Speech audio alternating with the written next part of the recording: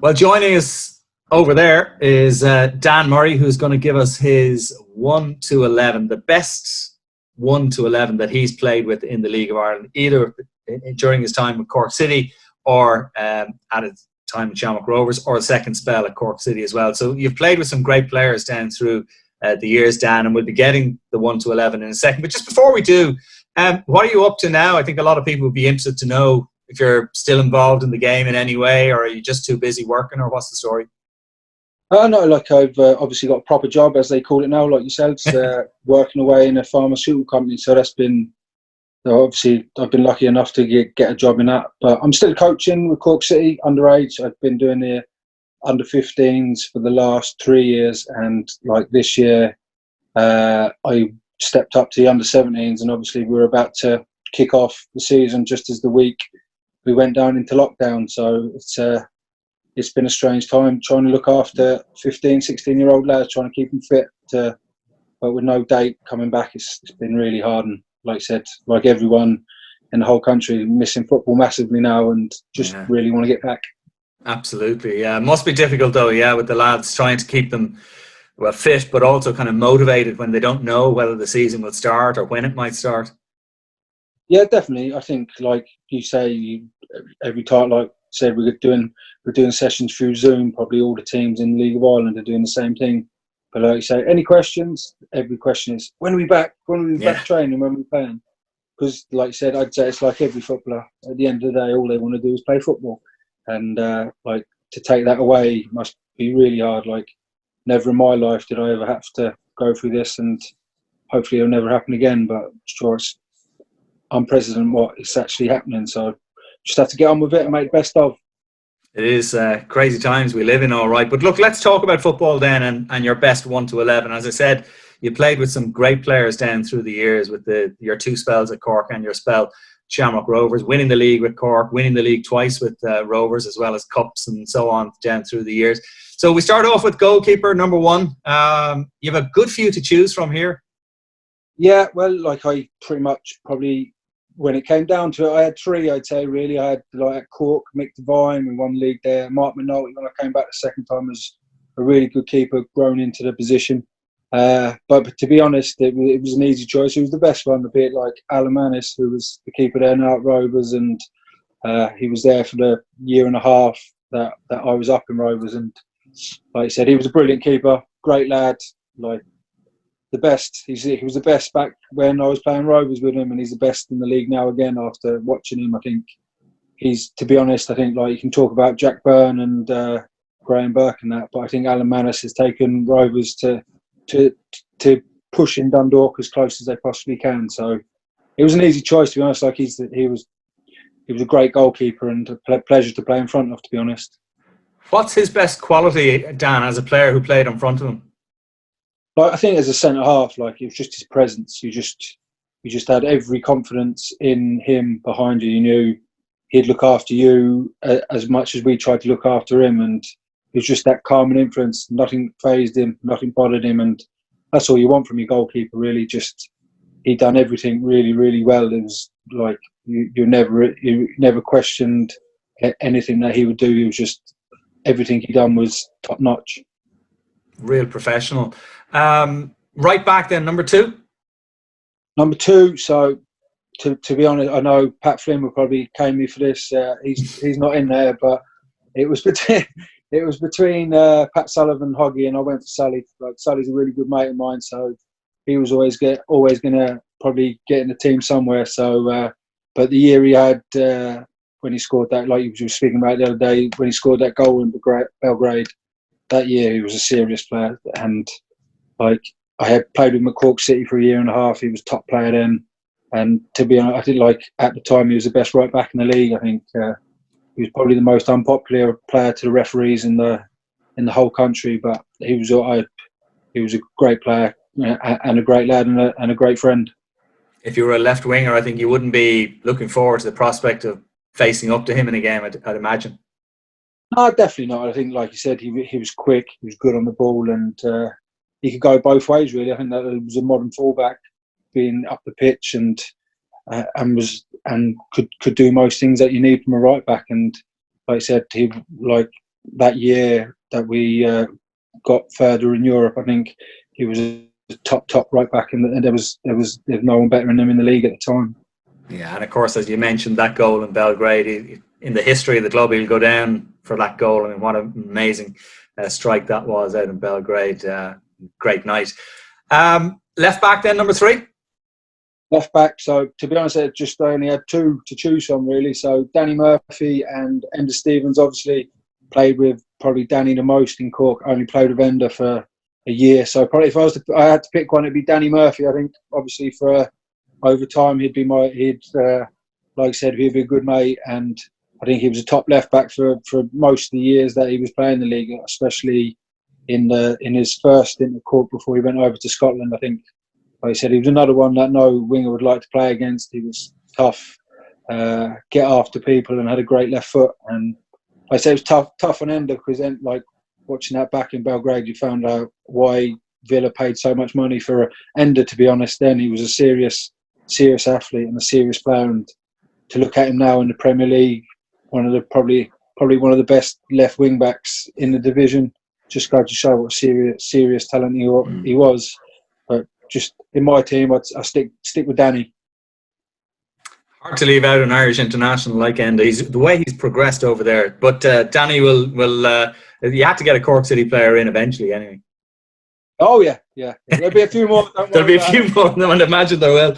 You have 2 centre halves to select then. So who's it going to be? Are you maybe going for 5 at the back? I don't know. No, two centre halves. This to be honest, this was probably the easiest choice. To be honest, I probably obviously had some really good ones that have gone away. Kevin Long, I played with Cork City for a little bit. He went over to England very quickly. So to be honest, it was like Craig Sieves and Alan Bennett would be my 2 centre halves. I think. Sivvy, in the 2 years I was at Rovers, I think he was player of the year in both years, and was fully deserved. I think he was a top lad, and I was surprised, to be honest. Like, looking at some of the other centre halves in the league, he should have been right up there with the best ones and winning multiple leagues, and even going back to Scotland or England. I think he could have done. He had a few injury worries, but I think the injuries did for him in the end. Yeah, I think that was it. And I think, like, at the time, Michael O'Neill, the manager, was perfect for Sivvy. Like, he knew how to get the best out of him. He could hammer him as best, but he knew how to get the best out of him. I think that was the thing that helped Sivvy a lot. But he was a brilliant player, and I think probably underrated by other players that only played against him once. You played in the same team as him. You knew how good he was, and I think, and then Alan Bennett, I think. We had a great partnership. We played together for probably 5 or 6 years, so we complemented each other so well before he went to Reading, and it just sort of fell into place. The 2 of us playing together for so long, so it was a great partnership actually with both of those players. Yeah. So that was it as well. So. But he was serious talent and a true leader for the club. He came back the second time, and he's been brilliant, and obviously won the league again with Cork. So just goes to show what player he was. If we move into midfield, then have you? I don't know what way you want to do this. Is right. So I've got. I'd say you could call it like a diamond or a 3 and a 1 in front. So that was pretty much my formation. But so you have a holding midfielder first, then maybe, yeah. Yeah, so that would probably be the easiest one. I'd probably put Joe Gamble in the holding role. I think, like, Joe was brilliant. I think from probably 2004 to 2007, he was probably one of the, if not the best centre midfielder in the division. I think when he was playing, he was brilliant. He could get around the pitch, he could pass the ball, and never shirked a challenge, and was a great teammate, great lad, and. Seems to be really popular down in Cork as well. A great attitude. Oh yeah. Like, he trained as hard as anyone, and always wanted to, like, push other lads, push himself as best he can. But was a serious player, and, like, be one of the first names on your team sheet. If I was ever picking a team, he'd be in there certainly. So he'd be, and like I said, I think he proved himself when he got called up during that period to Steve Storm's squad. Of course, yeah. Serious player, so he'd definitely be in it. Okay, right side. So this is another easy choice, to be honest. Like, Colin Healy gets in the team. Arguably, like, if he was split, he'd definitely be one of the best players I ever played with. once he came back from where did he come back? When he came back to Cork the first time, Was it Sunderland he came back from? Or? Sunderland, I think he came back from there. You could just see it straight away as soon as he came into training. It was like, wow, this is a serious player. Like, had everything, could play football, could run, tackle, the whole package. And you're like, gee, we're so lucky to have him in this team. And then I don't know if anyone remember, like him and Gareth Farrelly signed at the same time, and they couldn't play for the first 5 months of the season. And it was like, oh my, you couldn't believe it because such a big loss. And then as soon as he got in the team, we went up a different level because he was a serious player and, like I said, could do everything. And like I said, for 2 or 3 years there, he was like him and Gamble together in the midfield. There weren't many better partnerships in the division, I think. You can see why Cork City were such a strong team at that time, built around that sort of central defence and that midfield. Oh, definitely. Like I was saying earlier, I think how competitive the league was probably from 2003, 2004 to 2008 before a few clubs started going. It was serious. There was about 5 teams there that were pushing each other to the max, really. Left side. So this actually changed. I'm like, to be honest, like I had Stevie O'Donnell, who was brilliant. Injuries probably killed him. Didn't play as much as he can. But I changed this one about 3 or 4 times. I had Liam Carney's going to kill me. He was in it to start off with, and I was like, oh. And then he good mate as well, so he's going to kill me. And he was brilliantly, probably underrated. Was perfect. You knew what you're going to get from him. You give him the ball, and he'd keep the ball, and he'd get free kicks. But like again, watching probably all the air have been shown all the last games, the European games, the Setanta Cup games, and watching Ronan Finn. Ronan Finn gets to the left side of my team. Just because you only realise the energy he had when he came in, the quality he had on the ball, looking after it, and then you just go on what he's gone when he went to Dundalk, winning league after league. Now he's gone to Rovers, he's turned into the captain, he's leading Rovers from the front, winning the cup, and hopefully now they got a great chance of going pushing Dundalk to go and win the league when we get back. But brilliant player. He was probably between him and Carney. I've gone for Ronan Finn because, like, after watching it back a few times, go, wow, he was a serious player, and for me now, he deserves to be one. Like I said, he's probably one of the best players in the league in the last 10 years, sure. I mean, the thing about Ronan as well is its consistency over a number of years, even from his time before Shamrock Rovers, but then, as you say, with Dundalk, back at Rovers again, he's still going strong. Oh yeah, definitely. Like you said, he's played at the top 2 teams for the last 10 years now. So that just goes to show. And like he's a first choice still at Shamrock Rovers, and he's a first choice at Dundalk. So just goes to show what sort of talented lad he is. So top of the diamond then.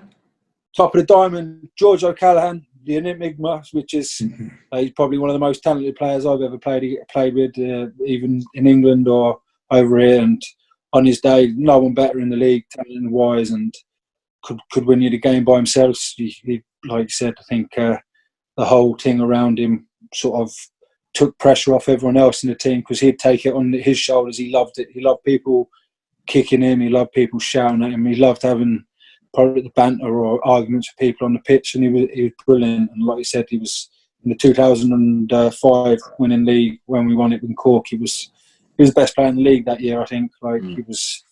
He was unbelievably and like serious talent. And like I said, probably he killed himself, probably falling out with so many people. Whereas everyone should be talking about him as one of the best players in the league, if you know what I mean. Fans love a flair player, and he had flair in abundance. Oh yeah, definitely. Like I said, he could do things we could all dream of, and like I say, he could score goals, he created goals, and like as well, he loved throwing an odd tackle in here and there. So yeah, he was a good player, good teammate, and a good lad to have around the place. Okay, so that only leaves you 2 players up front. I don't know how difficult. This was a hard one, to be fair. Yeah. It was a hard one. Like I said, John O'Flynn was very unlucky not to get it. Kevin Doyle, very unlucky not. Doyle was probably he done even better than I ever expected him to do when he went away. John O'Flynn probably brought me to Ireland, so he probably deserves a shout.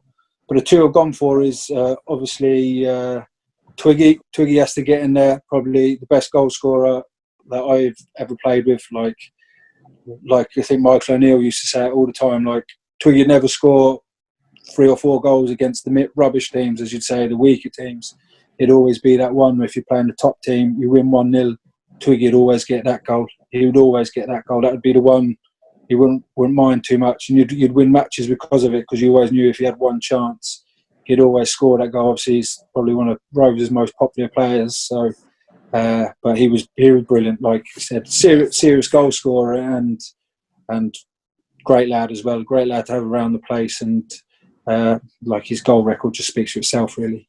Next to him, I've got Roy O'Donovan. Obviously, a bit of pace in there up front. Twiggy weren't known for his pace, so Roy's up there. Bit of pace. He was probably the quickest player I had playing in my team, and he sort of, when he first came in here, I never thought he'd get as good as he was. He just got better and better at Cork City. Sort of started on the wing, was brilliant out there when we won the league, and then he started moving into centre forward play and just scored goal after goal. And then he sort of, at that time, players were going for some serious money. He got a great move to Sunderland then, and like he's made a great career for himself wherever he's gone now, over in Australia, and he's at. But great lad. Seems to be enjoying life in Australia now. Yeah, I think so. Like you said, I think like he's looked after himself so well now, and he's still scoring goals. So credit to him. And like I said, I think he was a great player and fully deserves to get in my team, I think. You know, just before we round it off then, when you were talking there about Roy and the way he improved as a striker down through the years, how did he do that? Was it a particular coach or hard work on his behalf, or what made him really good? No, I think like he came in as a young lad. I think he was only 19 when he started. He came back from England, came into our squad like very late in pre-season, and sort of we had Neil Fenn up front, John O'Flynn, Dennis Bean, Kevin Doyle, Shane Long were all centre forwards at the club at the same time. You're like, he probably wasn't going to get ahead of them, to be honest. So he went out to the right wing and almost made the position his own for that season, right wing, with his pace and he rubbed a lot of people up the wrong way in the league, which was part of him. But that was it. But then he I think he always wanted to play centre forward, so that was the thing. He always wanted to get up there.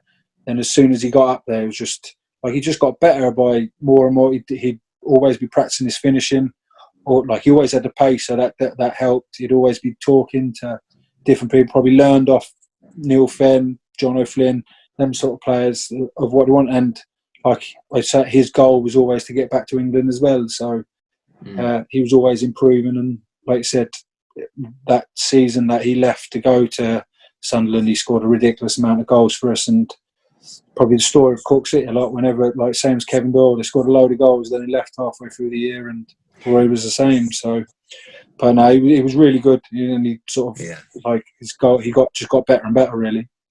It's a credit to Gary Twigg and Roy O'Donovan when you list some of those players that didn't make it into the team. You know, fellas who went on to play full international. And do you know one I was forgetting as well? David Mooney. I was meant to say to him, he only lasted, like, he didn't make it because he was only for Cork for 6 months when he scored about 40 goals in about 10 games. Yeah, before the whole club went bust, really. But he was a serious talent. Like he weren't far away from it, but probably because Twigg and O'Donovan played with him a bit longer, they snuck in. Yeah. Well, listen. Let's go through the team again. This is Alan Mannis, back four of Pat Sullivan, Alan Bennett, Craig Sibes and Danny Murphy. Midfield four, Joe Gamble, Colin Healy on the right, Ronan Finn on the left, George O'Callaghan at the top of the diamond, and then up top, Gary Twigg and Roy O'Donovan. And one last question then, Dan. If you were to make a captain in that team, is it Bennett? I'd probably go for Gamble. Would you? Yeah. Tough one. Tough choice between Gamble and Bennett. I'll give it to Gamble. Joe, yeah. I think Joe's a natural leader as well. It is a tough one, but probably just Joe sneaks it. Yeah, of course, Ronan would have been a contender for captain there as well. I think there's a lot of captains in there. Like I say, there's a lot of leaders in there, so I think they look after each other well. Well, listen, it's a good 11. There's no doubt about it. Dan, listen, it's great talking to you. Great seeing you again, and brings back great memories. We were talking off air a while ago about that game in Belgrade, and actually the chance you had in extra time. I don't know. Yeah, I'd actually forgotten about. No, I forgot about it, to be honest, as well. It was an absolute stank over the bar. And if we hadn't got through, I used to say you probably would have remembered it a lot better. But because Stevie scored the penalty and all that, you forget about that. But like you said, you don't realise how we got battered for a few good parts, but other times we were on top of them, and you forget about that, how well we actually played out there. And like you said, that the relief of probably people would say when I'm on my knees after Stevie scores the goals, it's probably more relief than celebration. But no, it was great memories, and like I said, this. Since Dundalk done so well to get there, going to be great to get Rovers back in there, or Dundalk to get further, get into the group stage again, be brilliant. Well, listen, let's hope we're back on the pitch soon and back out supporting the local game, because I think we're all missing it desperately. This is the awkward part of the interview now, Dan, where I have to struggle and find where the stop record button is, because this is the first time we've done this. So listen, thanks a million for talking to us, Dan, and we'll talk to you again real soon. That's gone. Speak to you soon, mate. Take it easy. See ya. Bye. See you later, mate.